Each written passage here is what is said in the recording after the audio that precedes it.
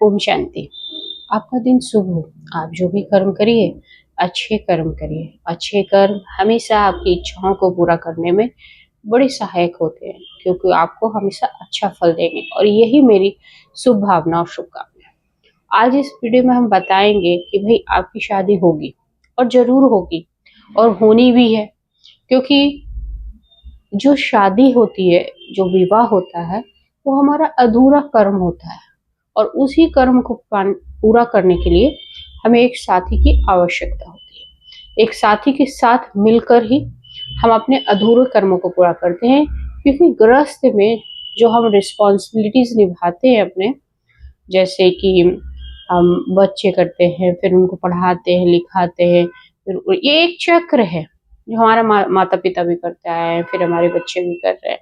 तो ये एक चक्र है, और ये घूमता रहता है गृहस्थ में, क्योंकि आत्मा इस चक्र में आकर कुछ ना कुछ नया सीखती है, और इसी की सहायता से ही सीखती है। ये जन्म मृत्यु का खेल समझती है, और जीवन में अलग अलग परिस्थितियां आती है, विपत्तियां आती है, उनको सीखती है, उनसे कुछ आगे सीख कर आगे बढ़ती है इस संसार। और जो नहीं सीखता, फिर से इस जन्म धरती पे जन्म लेता है, फिर से वो आत्मा अपना सफर तय करती है, और ये यात्रा चलती ही रहती है।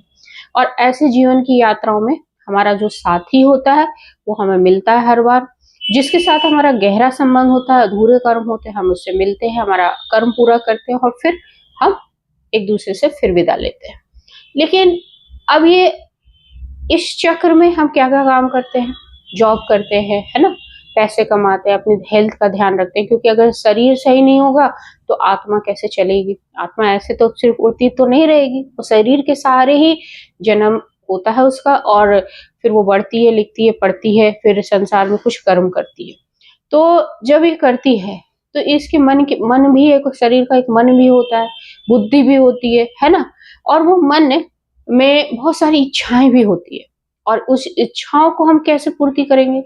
और ये कामना जो जो हमारी जगता है कि भाई हमारा ऐसा साथी होना चाहिए, या हमारी जॉब ऐसी होनी चाहिए, जिसकी इनकम इतनी होनी चाहिए, ताकि हम सुख साधन को मतलब अफोर्ड कर सके, वो हमें मिल सके। तो और हम उसके बाद हमारा वेल्थ अच्छा, वेल्थ के साथ साथ हेल्थ भी अच्छा होना चाहिए। तो ऐसी कामनाएं हमारे जीवन में खत्म नहीं होती है, और जहां इच्छाएं खत्म होती है वो इंसान परमात्मा से मिल जाता है, विलीन हो जाता है।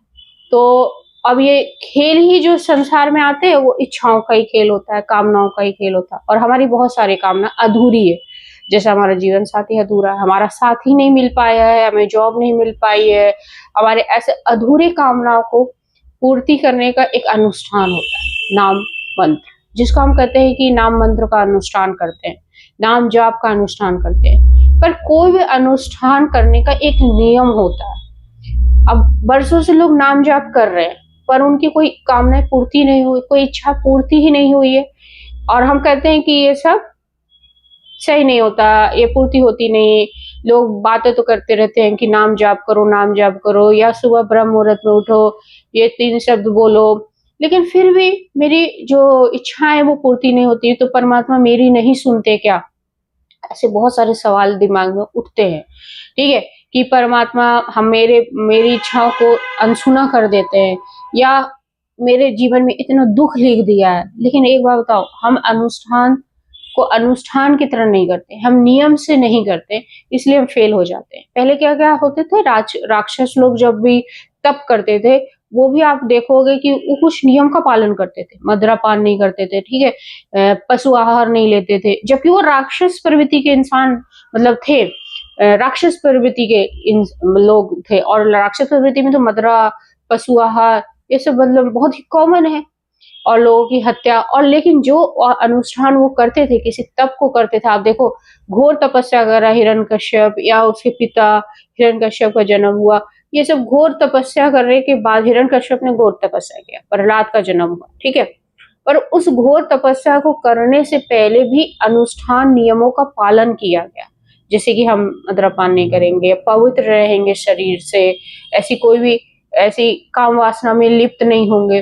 तो ये सारी नियमों को जो फॉलो करता है, जैसे हमें अभी हमने कामना की कि मेरी एक अच्छा जीवन साथी हो, जो हम सुबह उठ के ब्रह्म मुहूर्त में कोई कर्म कर रहे हैं या 11-11 नियम या बहुत सारी टेक्निक को हम मैनिफेस्ट कर रहे हैं, लेकिन मन मेरा शुद्ध ही नहीं है, शरीर पवित्र ही नहीं है, ठीक है। सिर्फ नहाना कि आप नहा कर ब्रह्म मुहूर्त में और मन के अंदर आपके गंदे विचार चल रहे हैं, तो ये अनुष्ठान आपके सिद्ध नहीं होंगे। आप मंत्रों का जाप कर लो, नाम जाप कर लो, फिर भी अनुष्ठान सिद्ध नहीं होंगे, क्योंकि अगर आप नियमों का पालन नहीं करते हो। तो आज जो मैं आपको अनुष्ठान बताऊंगी कि भाई आपको अपनी इच्छा की पूर्ति करनी है, तो आपको ये मंत्र जाप करना है, ठीक है, या नाम जाप करना है। तो ये अनुष्ठान आपको कैसे करना है? तो सबसे पहले मन से पवित्र होना है, शरीर से पवित्र होना है, कोई भी काम वासना नहीं करनी। दूसरा, आपको जब कोई पूजा पाठ आप करते हो, जैसे नवरात्रा का व्रत करते हो या कोई भी व्रत करते हो, तो प्याज लहसुन नहीं खाते होगे, तो वो प्याज लहसुन नहीं करना है, क्योंकि ये सारी जो भोजन होते हैं वो आपकी ऊर्जा को छीन करते हैं, आपकी पवित्र ऊर्जा को छीन कर देते हैं, और जो तामसिक प्रवृत्ति की जो जागरण ज्यादा कर देते, तो आपका मन नहीं लगेगा पूजा पाठ में, आप अनुष्ठान में मन नहीं लगा सकते हो। एक तरफ से प्याज लहसुन खा रहे हो, दूसरे तरफ से आप अनुष्ठान कर रहे हो, आप पूजा पाठ कर रहे हो, तो वो पवित्रता नहीं आएगी, वो तामसिक प्रवृत्ति रहेगी, हमेशा वैसी वाली प्रवृत्ति रहेगी। तो उससे वो आपके जो नियम है वो भंग हो गए, आपकी जो चीज पानी है वो नहीं मिल पाएगी।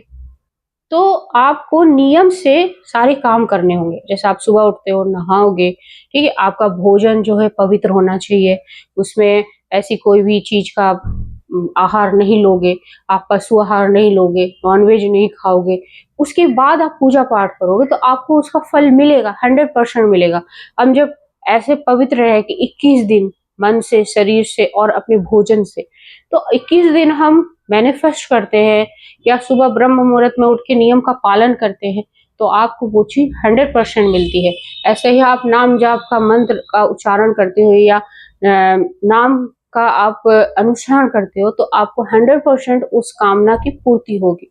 और ये आप किसी का भी देखना क्यों पूरा होता है, बहुत लोग अपना अनुभव सुनाते हैं कि मेरा पूरा हो गया, लेकिन आपने उनसे पूछा कि आपने किस तरीके से किया, और तरीका मेरा ये पर्सनल अनुभव है, मैं अपना अनुभव के हिसाब से ही आप लोगों को ये शेयर कर रही हूँ कि अगर आपको कोई इच्छा से आप अनुष्ठान कर रहे हो नाम जाप का, नाम मंत्र का, तो आप किसी का मंत्र का नाम ले रहे हो, राधा राधा राम राम, तो उससे पहले अपना मन पवित्र, क्लियरिटी, शरीर से पवित्र, भोजन से पवित्र, और उसके बाद ये आप करोगे 21 दिन लगातार, तो आपकी 100% इच्छा पूरी होगी।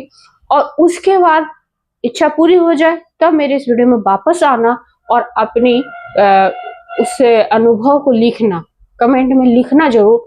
और अगर ये वीडियो आपको अच्छी लगे तो ही भी लिखना, क्योंकि ये ऐसा नहीं है कि कुछ भी उठ के बोल दिया गया है या कुछ भी आपको समझा दिया गया है, क्योंकि कोई भी आप व्रत करते हो, अभी नवरात्रा का भी, तब भी आप नियम का पालन करते हो, लेकिन हम मैनिफेस्ट नहीं कर रहे, तो हम नियम का पालन क्यों नहीं कर रहे? देखो, क्लियरिटी के साथ साथ, अनुभव के साथ साथ मन उस चीज में लगना भी जरूरी है।